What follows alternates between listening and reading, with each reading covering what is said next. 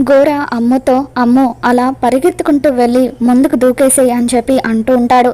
ఇక అలా గోర చెప్పినట్టుగానే అమ్ము వెనక్కి వెళ్ళి పరిగెత్తుకుంటూ లోయలోకి దూకేబోతూ ఉంటే సరిగ్గా అదే టైంకి బాగి అక్కడికి వచ్చి అమ్ము అంటూ అమ్ము దూకేయకుండా కాపాడుతుంది.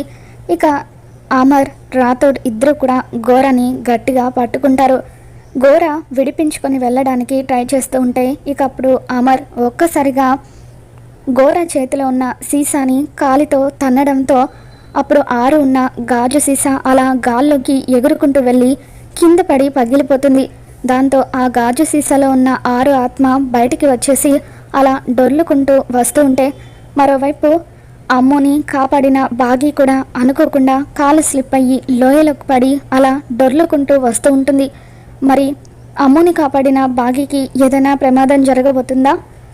ఏం జరగబోతుందో మళ్ళీ మన ఛానల్లో తెలుసుకుందాం. మీకు కనుక ఈ వీడియో నచ్చినట్లయితే తప్పకుండా లైక్ చేయండి.